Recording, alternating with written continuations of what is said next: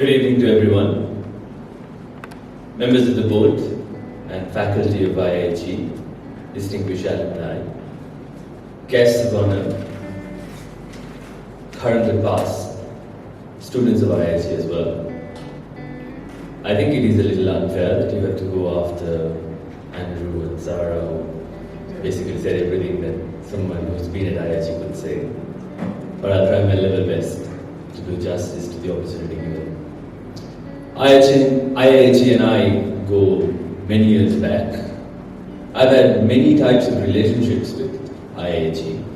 It started off as my being identified as a stalker because there was a girl I was interested in at IIHE at the time, and I would constantly turn up at IIHE and the security would chase me away. Then it moved on to my being a student at IIHE. During the time which I had some very pleasant memories, where I'll quickly fast forward to explain to you the different relationships I had with IIHE. From there, I move on to become a part of the faculty at IIHE.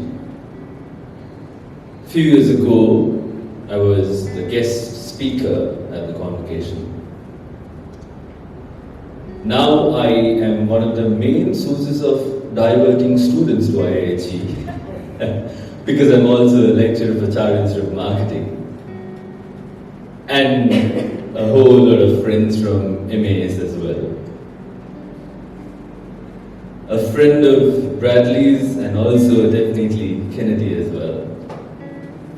My life seems to be connected to IIHE in many different ways. Unlike you, Andrew, I did not pick my partner from here.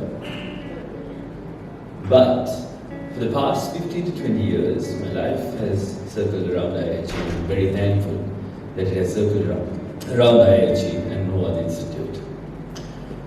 Going back, 2010 is when I started, 2011 is when I kicked off my MBA here. At the time, there weren't too many other private MBAs, and especially ones that were extremely recognized. IIHE to me today, looking back as a lecturer myself, back in the day there was something very unique about it. IIHE had a unique selling proposition. I was a journalist for 10 years, and it is IIHE that helped me convert myself from being a journalist to a general manager. If I do look a little familiar, that is because you've probably seen me read news on MTV long years ago. Much thinner, to your point, Andrew, and much fairer too. But hey, it was IIHE that was responsible in converting careers. Now I say this very objectively. IIHE, again, all faculty or past alumni will bear witness to this, was the most expensive program in the country. Yes. I remember back in 2011 it was close to about $1 million rupees. IIHE was expensive. Second point, IIHE was the toughest MBA in town, hands down. I remember to pass a module, you had to pass 4 different aspects of that module. You had a midterm exam, individual assignment, group assignment, and a final exam. If you failed in one, you failed the entire subject, and you could fail the subject only once.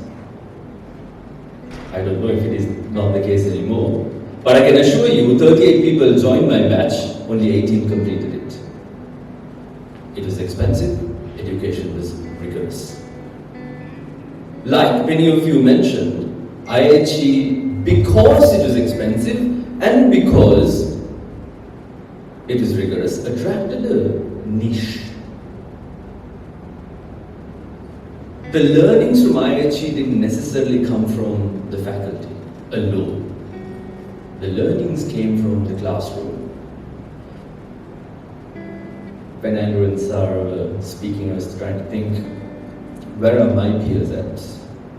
They're all doing extremely well in the private or the corporate sector. Many are bankers, many are corporate professionals. So, IIHE delivered and produced some brilliant students because it identified a unique selling proposition in the market. And IIHE pushed us to find a unique selling proposition in our respective fields and careers too. Education was fantastic, and the second one was exposure.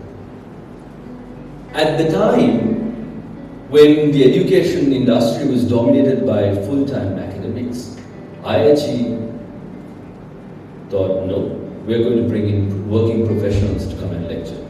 That completely changed the dimension of education that we underwent as MBA students. Education, exposure. Third one was engagement.